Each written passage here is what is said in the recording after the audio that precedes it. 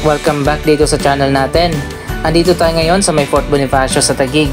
Alamin natin ang latest na progress sa ginagawang bagong building ng Senado.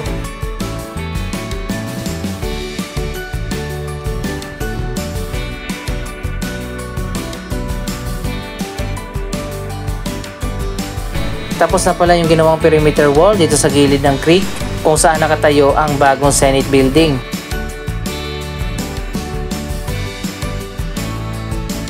Medyo mataas din itong wall kaya hindi naaapaw yung tubig dito sa creek kung sakali man na bumaha.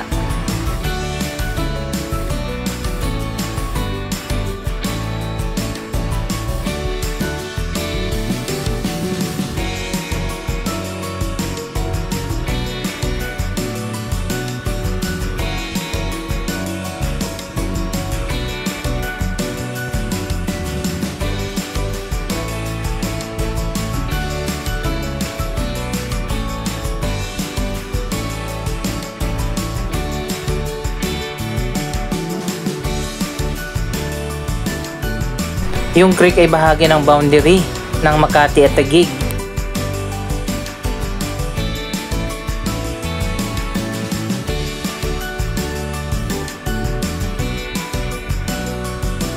Pati pala dito sa kabilang side ng creek, tinaasan na rin ng wall.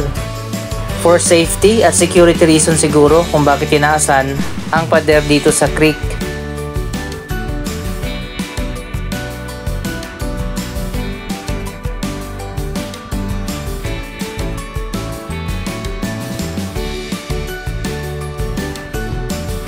Dito sa kabila hindi pa tapos at patuloy pang ginagawa yung wall.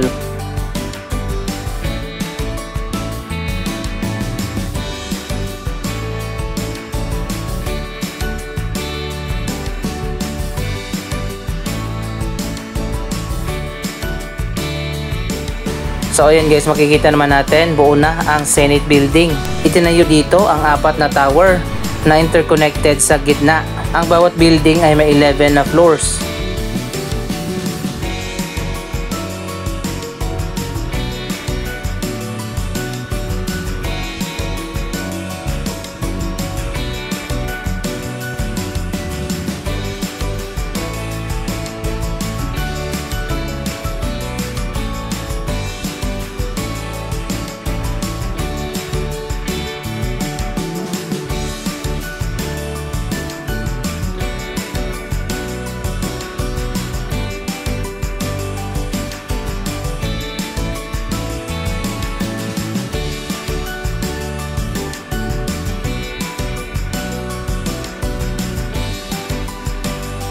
Isa pa sa dapat bigyan din ng pansin dito, ang mga linya o kable ng kuryente na yung iba ay tinubuan na ng halaman.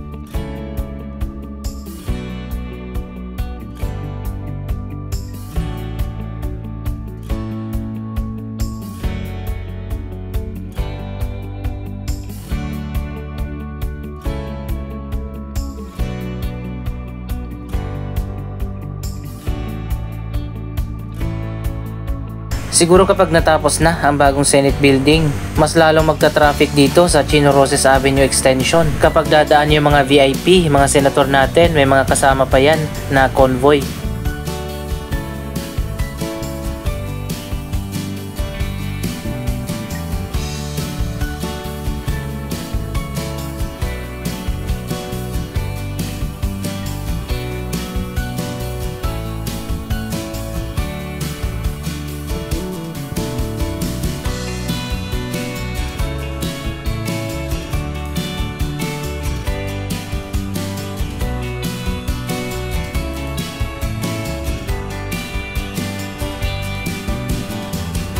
Tapos na rin yung paggawa ng bagong kalsada dito na paikot sa bagong gusali ng Senado.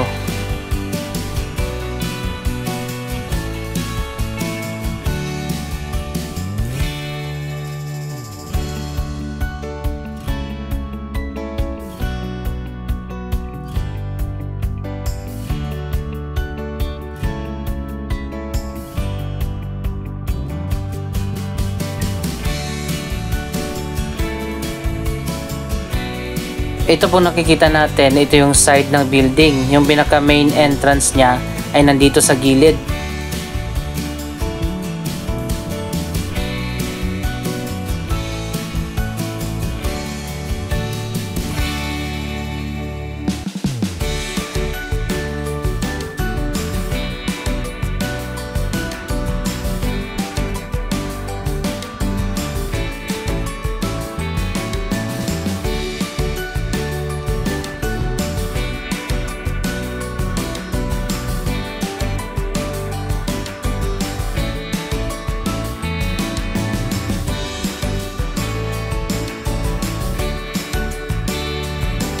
Apat siguro yung magiging entrance dito, dalawang malalaking entrance sa gitna, at dalawa din na mga side entrance exit.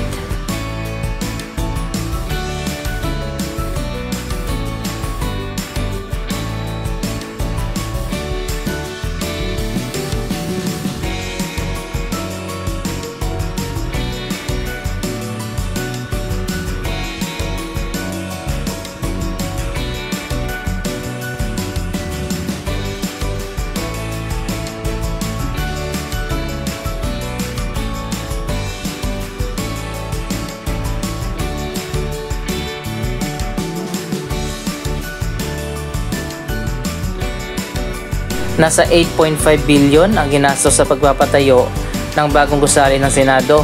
Ito naman ay dinisenyo ng AECOM, isang American engineering at architectural design company.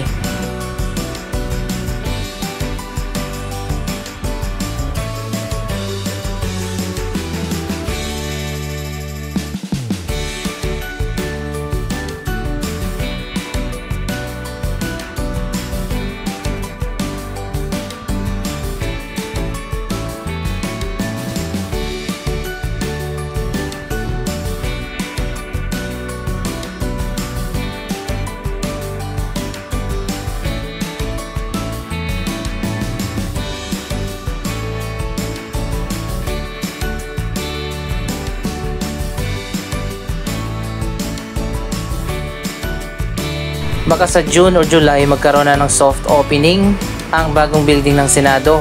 Pero ang deadline talaga sa proyektong ito ay sa last quarter pa ng 2024.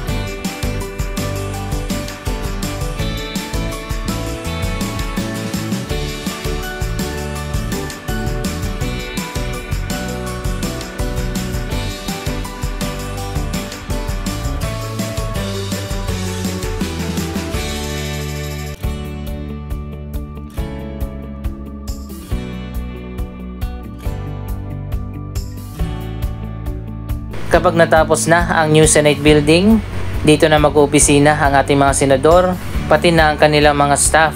Magkakaroon din dito ng iba't iba mga amenities.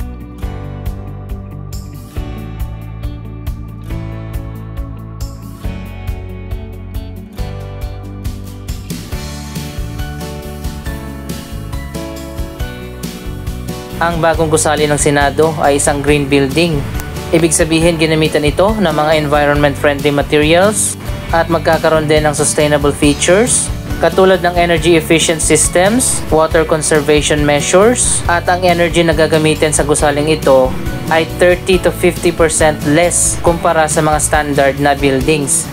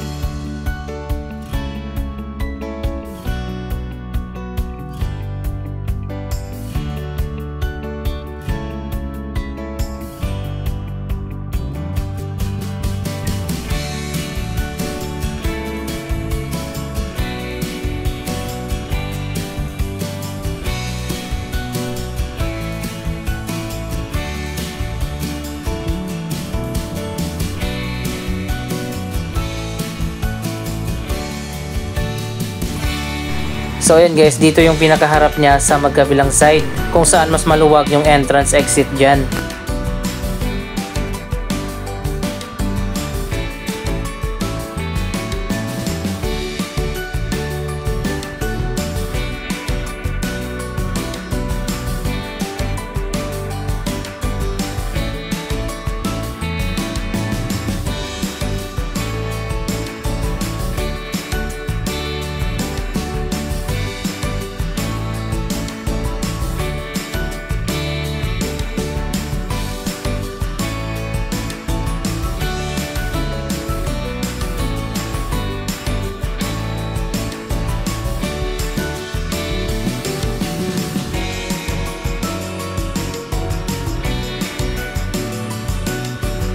Isa pang mega project na inaabangan natin ay tayo dito, malapit sa bagong Senate Building, ang Metro Manila Subway Senate Station.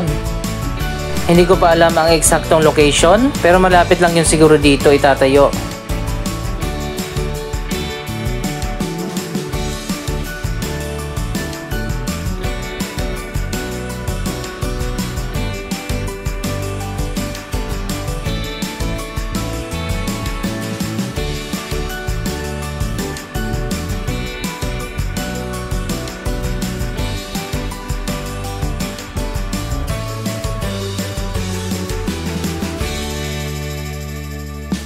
So ayun guys, malapit na ngang matapos ang new Senate Building.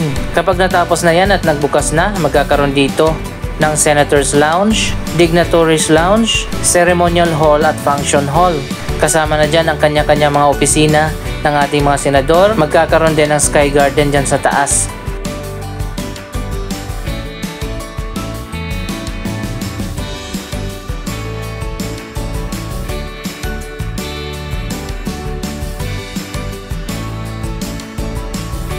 Magkakaroon din dito ng 3-story parking at helipad.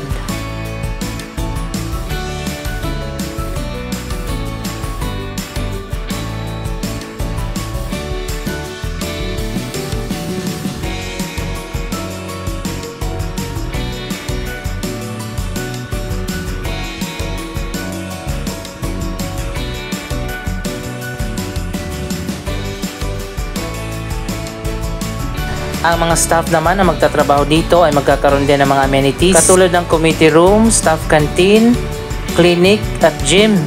At meron pang library and archives.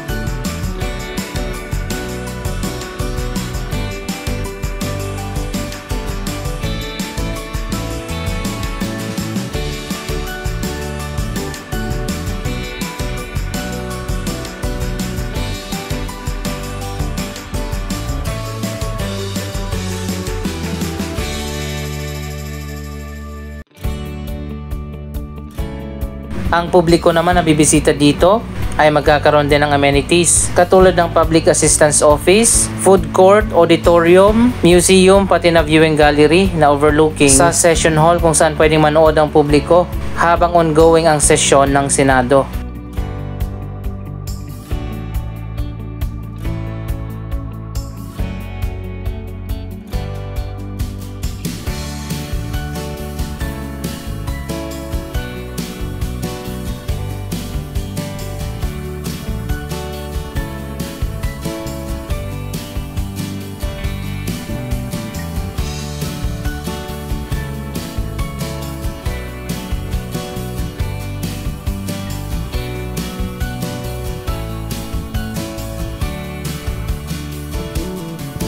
So ayan na guys, ilang buwan mo lang ngayon magkakaroon na ng soft opening ang new Senate Building.